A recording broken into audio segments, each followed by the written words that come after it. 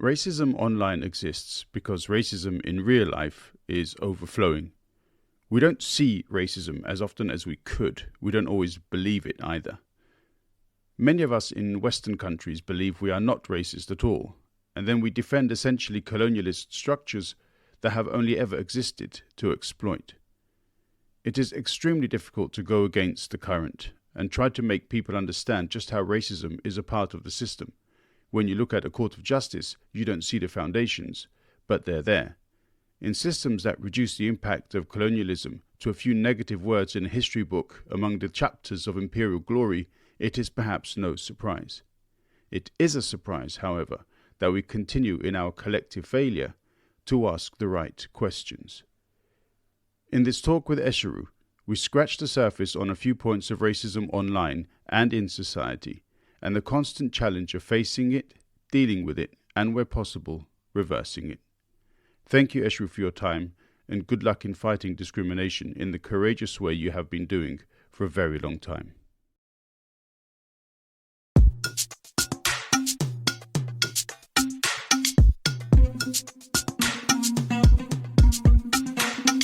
Dung weche pek kod welo mabiro etu under mic. Dung parodit kod jok mawuoye etu under mic. Seche tin sud buta wawinji etu under mic. Ola wachokre wabed piny bi wawinje ero chako Dungo mit ndi and a mic podcast makende. I'm joined by Esheru from London. Thank you very much, Esheru. How's it going?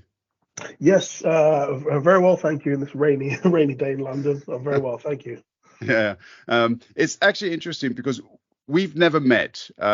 We don't know more or less anything about each other than what we've just quickly discussed offline among ourselves.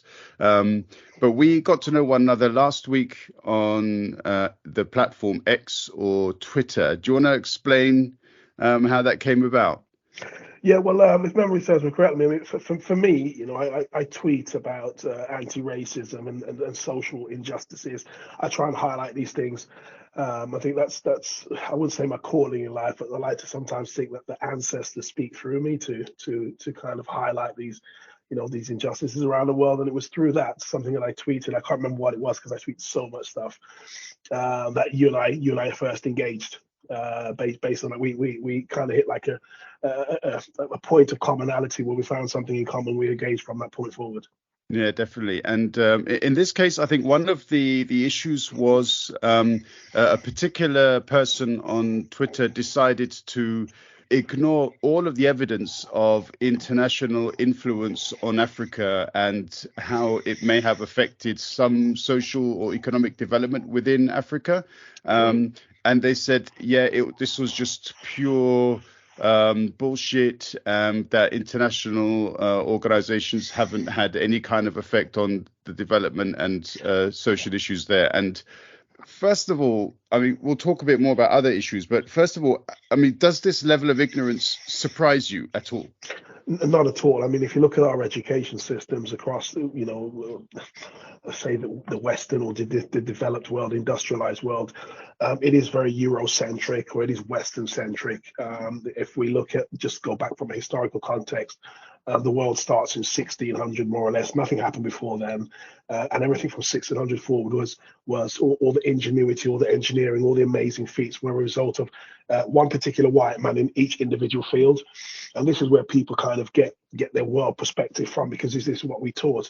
But it's only when you start reading books, you can see many behind me. I mean, I've got hundreds of books, that you get to understand that the world's a little bit more intricate than that. And if we go back to Africa as a prime example, once colonialism ended, globalism started. So through the use of organizations like the International Criminal Court, the World Bank, the ICC, the IMF, they were able to continue controlling the resources coming out of resource-rich nations. So, with clever trading agreements and trading arrangements, for example, subsidizing farmers in this part of the world, to keep the price of certain things that they grow low, which excludes African farmers or farmers in the Middle East out of the European markets. These are all cleverly designed intricacies to stop these nations becoming competitive in the world. So no, it doesn't surprise me that people think on this level, because they don't think on that level. Yeah, and in the UK, though, this kind of came to like the forefront of discussion a few years ago when people started pulling down statues. If I'm not mistaken, in Bristol, this was quite significant because the person considered to be one of the main philanthropists in the area actually became rich on the back of the slave trade. And this is the case with a lot of these big historical characters. Sir Francis Drake was one of the first ever recognized slavers, and yet nobody ever talks about this, do they? No, of course. I think that's another thing with Britain and some European countries, that they live in a very large state of denial, that they like to deny the past, or conveniently leave out the things that they find inconvenient, and then move along with the untruth. And I think that this is a big problem. I think it's very, very much the same with our royal family, right? I think the Royal African Company was a company that its largest cargo was trading humans.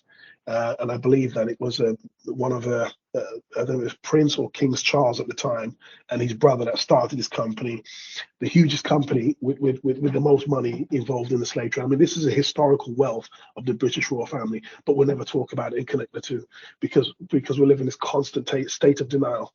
Yeah, absolutely. And to be honest, the list of influential figures that have directly been involved in the slave trade is significant, and it's not very hard to find either if people actually want to go and do some research. So which also leads me to a slightly different thing. I've met two different kinds of people of African origin, lots more, but some people like you are vocal, engage, and then there are, among many different types of people, there are those who say, do you know what, it's not my job to educate you. And I understand both of these perspectives. Why have you chosen to be vocal? And is that always the case? Or do you often sometimes say, do you know what, you are so full of shit, I'm not even going to bother? Yeah, well, what I find is in talking to different people, you do find when you're on Twitter, you're on social media, you do have two types of people. You have those that just want to provoke, and they really don't want to have a conversation with you. They just want to provoke. Whatever you say, they find a problem with it, or they find an excuse to knock down whatever you're saying. But then you have some people that genuinely want to listen, and these are the people that I try and engage with. But I mean, I don't know what the ratios are, but for every one person that wants to provoke me and that have an understanding or want to learn what I have to say, there's maybe 5 people that are interested in hearing what I have to say. These are the people that I keep moving towards. But those people that I provoke, some days I'll battle with them, the battle of words, and other days I just, you know what, leave it alone, block or mute and move on. Sure. Okay. Do you find you're a bit of a lone ranger when you're doing this, or do you okay, obviously in this case we both engaged, but I mean, are there many more people who engage?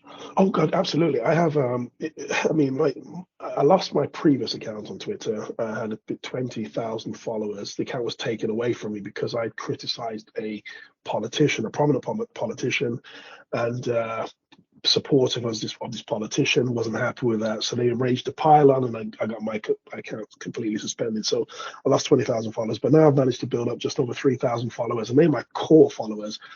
20,000 initially hurt, but like now I've got my core followers back. It's fine, it doesn't bother me so much. And what I find is that people engage. When I speak, people engage. I get a lot of feedback from people that agree with me. And these are my core followers. These are the people that were able to bolster me to the 20,000. And I engage a lot with them on a daily basis. I mean, this morning here, we're discussing Israel and Palestine and, the mess over there. And a lot of people, there's a lot of engagement going on backwards and forwards, which feeds me. It inspires me to keep moving, keep going. Yeah. I haven't really presented much of an argument on this particular topic, because I think at the moment people are very emotional, and I think the tendency to take things out of context is too easy. So I've decided to stay back. But you're a brave man, Esheru, and you engage directly. And fair enough, fair play to you. But also, it comes down to being able to. I know we didn't want to discuss this, but I was going to say very briefly. I think it's also being very smart about what you choose to take in. For example, I think I heard yesterday that the Israelis are using white phosphorus in bills of parents, and that people are saying that this is an international war crime. But I hadn't heard anything anywhere. But then Human Rights Watch reported about it today. I thought, all right, there's a confirmed source. Now I can comment. And it is about filtering what it is you get, waiting to see if there's a concrete information before you speak. And this, I mean, it's even with the situation with the beheading of the babies, I still haven't heard a concrete piece of confirmation. So I refuse to comment on it for that particular reason until I hear something concrete that says it has happened. These are the pictures. Then I can comment. Sure. Okay. But our topic with regards to racism and discrimination online, there's no need to emphasize any particular evidence, because it's self-evident. It's there. Right. It's been there for hundreds of years. I remember watching a program it was a clip from in America. It must have been about 20 years old.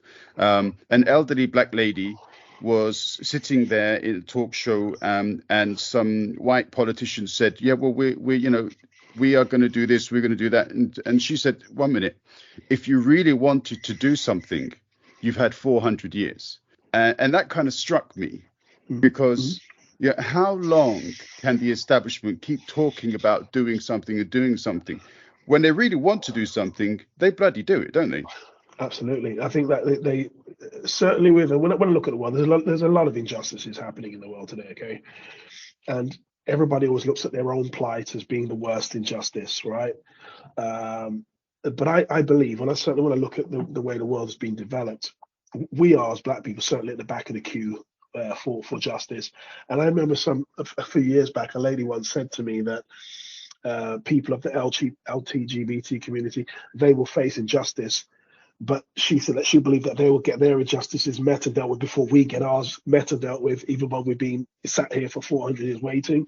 But also, I think, and this is a very controversial comment, but as black people, we also have to take things into our own hands, because the way that the world is developed is those who run the world, those who control the world, those who run and control the systems, there's only one thing that they respect, and that's money and power.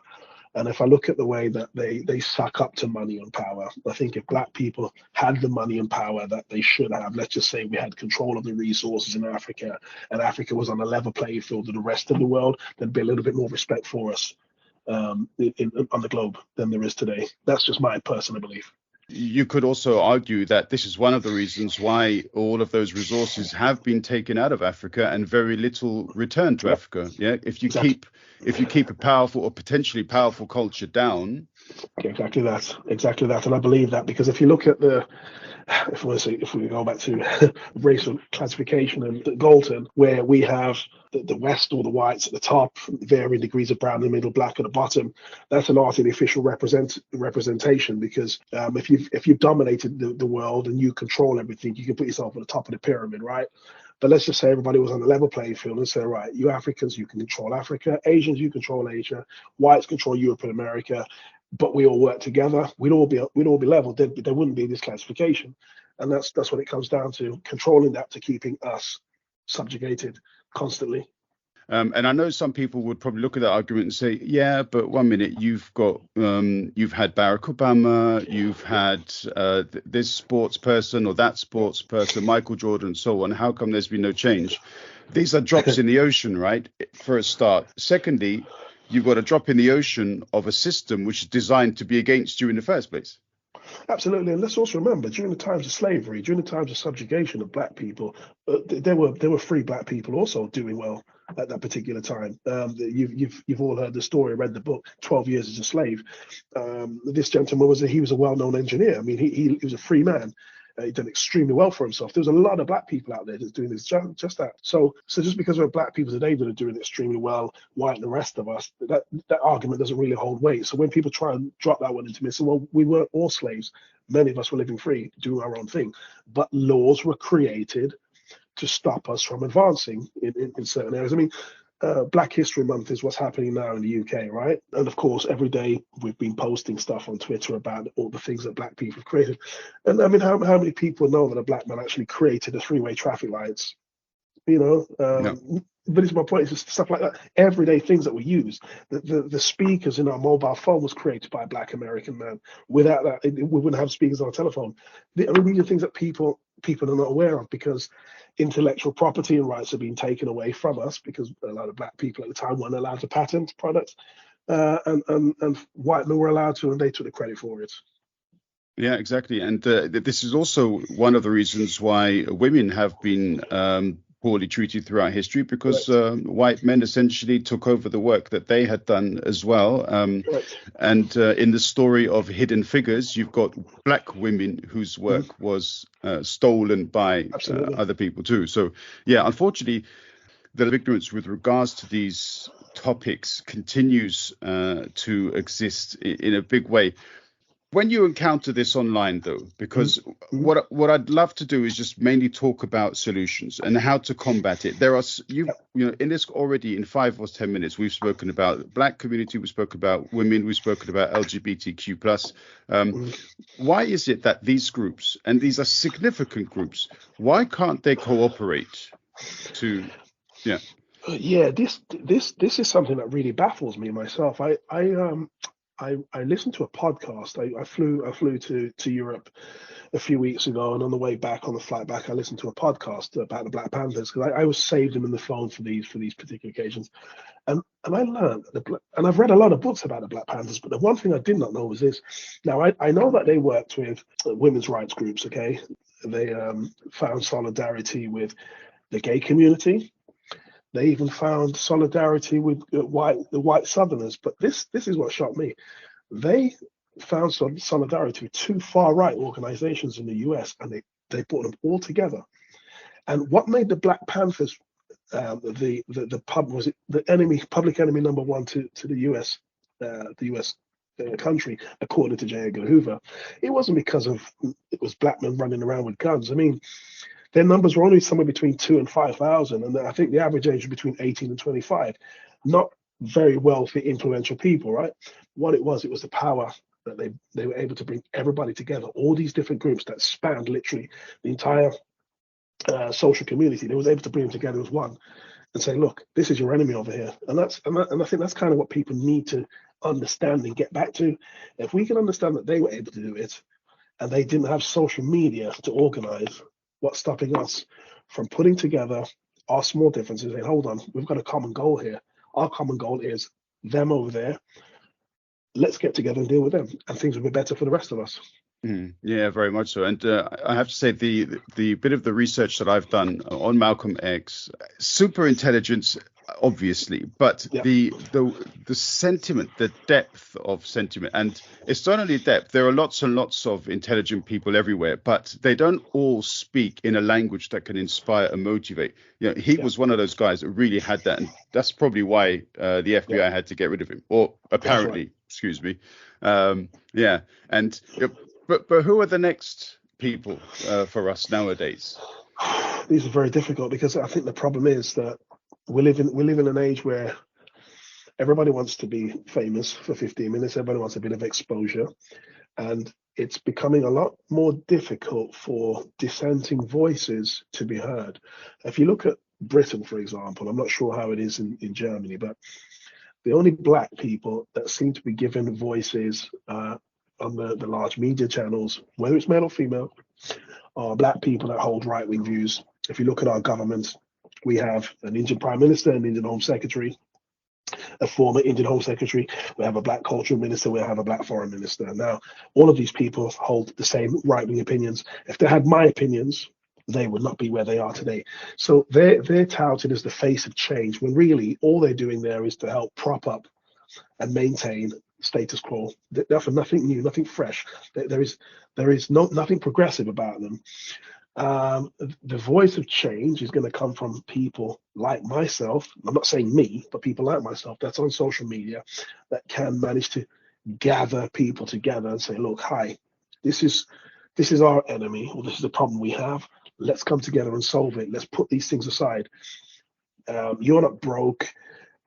Your bills are not expensive. You're not out of work. Your accommodations are poor. Your education isn't terrible. Your children's education isn't suffering because of me or that gay person over there or that Muslim over there. We don't have the power to affect that change. These people are the ones that have implemented all these things that's causing the problem. And you've got to get people to understand that. And once people can understand that and see that, then we can move forward. But it's just going to take a voice like mine, not me, but a voice similar to mine on social media that's going to pull people together. It's going to come from the bottom up as always. It never comes from the top down. Sure, yeah, of course. And then there's the additional element of classism, which also has to be overcome, which in itself is a substantial blockade, as it were, for these kinds of perspectives. In Germany, so there's a supposedly I'm not going to say socialist because they're not really socialist. The SPD is basically Germany's version of Labour, not really socialist anymore. And there's another political party here, which is very much right wing, called the AFD. And a few years ago, the AFD and the SPD were invited to take part in a radio or whatever debate. And the SPD said, no, we refuse to share a stage with these people. We're not going to give them credibility. Essentially what they managed to do then was to leave the entire stage to these people. They set the agenda, they set the tone, and they managed to grow on that stage as a result. Yeah, exactly. So how much of that do you think has also happened in the UK? Because a lot of dissenting voices are quiet voices. I lived in Sweden for a very long time, and what you explained happened in Sweden. There's a party there called Sverigedemokraterna. Now when I arrived in Sweden back in 1998, 98, 99, I arrived in Sweden. I think they were like a very small party. They just reached the 4% threshold to get into the parliament. Last year, they became the second largest party in Sweden, right? So, and of course, right-wing politics in Sweden is a lot less calm or less tame than in these places like Germany and Britain. Here in the UK, what's happened is the Labour Party, what's happened is the Conservative Party, we have two major parties, right? We're two-party countries, that's like the US, very broken system. I mean, two parties representing the opinions of 6 or 6 million people just doesn't make any sense, right? So the Conservative Party, what they done, there was all these small right-wing fringe parties that couldn't really make the 5% threshold to get into the parliament. So the Tories decided, the Conservatives decided that they were going to bring their supporters in. So they started speaking rhetoric that appealed to them. So these people started voting for them. So the Tory party gradually grew, but shifted further and further to the right. So now they're extreme right. Although it will never be, the British media, broadcasters, journalists will never refer to this party as a far right party, right? They'll always say, look at Italy, look at Germany, look at Hungary, but they never look at home, right? But believe me, the Conservatives are far right. And what's happened as a result? Labour, who were a centre party, I wouldn't say centre left, but certainly centre, are now centre right, because what they've done is the further right the Tories have shifted, Labour then moved right to then collect those supporters that didn't want to move to the far right but remain in the centre. So Labour's moved to the right to shore them up. So we've had a shift further right in politics here in the UK also, like much of the rest of the world. And there's a big gaping hole on the left, huge hole. There's nothing there to fill the void. And anybody that tries to fill that void is shut down very quickly. Jeremy Corbyn being a prime example of that. He was a voice of change. He was exactly what this country needs. What we have currently and what's going to replace the Tories once they come out of office is not what this country needs. It's just going to be more of the same, but a lot less slow and a lot less vicious. We need something different. We need a party that represents the many, not just a small percentage of the population. Politically, we seem to be aligned as well, which is in itself is quite interesting. Absolutely. Yeah. Okay. Moving back a little bit to the online, just a bit of just to get your opinion on this. Okay. obviously nobody could control the kind of voices that come onto social media, and that's fine. There's if we actually believe in democracy, if we believe that people are free to express themselves, and freedom of expression should not be aligned with incitement of hatred. This is very, Correct. very different. But would you say that since a certain individual took over what was Twitter, that this platform has become decidedly less tolerant and far more discriminatory? Yes, very much so. Very much so. What he's done is he's taken away the verification stamps that would authenticate individuals using the platform. Right. He monetizes the user if they can drive as much traffic to themselves as possible. We know that hate sells wherever you're on this planet. Sex and hate sells, and as a result, there's a lot more hatred going through the platform, and people are making money off it. So yes, I have a theory that he didn't buy the platform by himself. I have a theory that there was a group of media moguls and people with money that got together and decided, let's pool our resources and let's try and break the monopoly that Twitter has on the news, because literally Twitter broke media because the content came through us unfiltered. It came through in its raw essence. I mean, in live time, you'd see all the atrocities that would have been literally sanitized by the time it hit the 6 o'clock news, right? And Twitter broke that mold. It changed the way that we saw news. It turned us all into, community. No, what somebody called me the other day? A village voice or community voice or something like that, or community journalist. It turned us all into that, right? And they needed to wrestle back control of the media and the narrative. And I think a decision was taken somewhere, and a group of people got together and thought, let's pool our resources, because nobody's going to take 44 billion of their own money and buy something and deliberately break it. It just doesn't make any sense to me. But that's just my own theory. It isn't anything I've read. It's just something I assume. But it's definitely increased hatred. Yeah, well, no, that makes sense, because I mean, the other social media platforms, they're much bigger, have larger followers or active users, and they make a lot more money.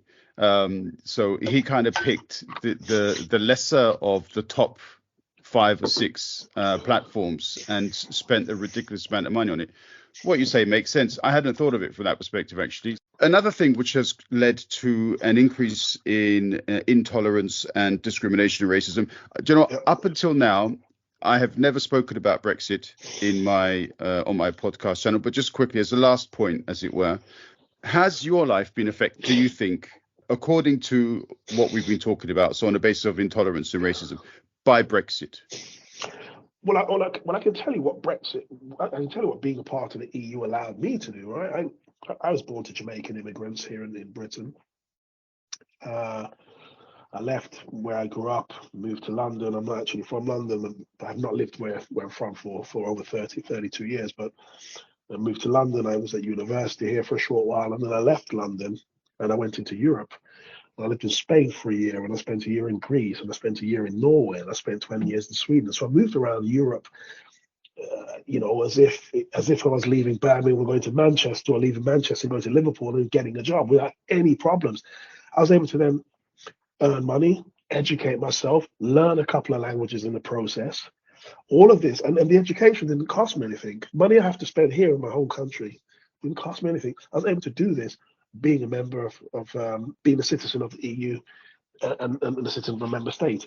That has all been taken away now from those that are younger. I have nieces that wanted to go and study in Europe, and they don't have that opportunity anymore. So I felt the positive sides of it, and I'm seeing the negative sides being played out, on family members that wanted to do the same thing as Uncle Esh. Yeah, it definitely has a negative impact. And I think that for me, I think what really bothers me about all of this is the lies that were told in this country to help deliver Brexit, and nobody has been charged with it. It's a huge crime. It's a huge scandal.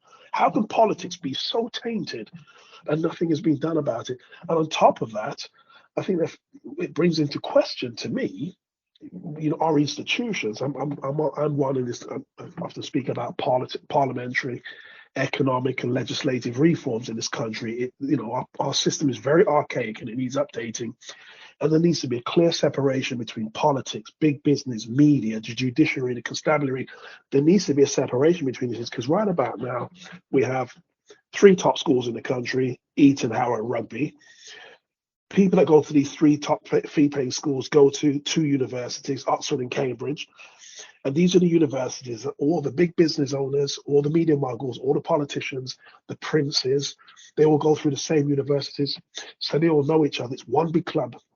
So they've all grown up together, going to the same schools. They're going to the same summer parties, family and friends. When they get to adult work life and one of them is in trouble, do you really think the other one's going to go and charge and go and arrest the other one over there or bring charges to the other one? No, it's not going to happen. There needs to be a clear separation. And the only way that can happen is if everybody's given, let's get rid of fee-paying schools, first of all, make education free for everybody, and ensure that everybody is on the same playing field. And that will create the social mobility that our society needs, and it can help to do away with some of the corrupt practices that we're seeing. I'm not saying it will eradicate corruption totally, but it can do away with some of it, because right about now, the country educates 1% to rule over the other 99%, and that really shouldn't happen. And you call yourself a democracy? We're far from a democracy. It isn't a functioning democracy at all. Okay, and I think that's a very powerful sentiment on which we can end. Esheru, thank you very much for your time. I'm hopeful that we can continue our chat at some point in the future, because Please. I've enjoyed it and I've been educated. So thank you very much. Thank you for having me.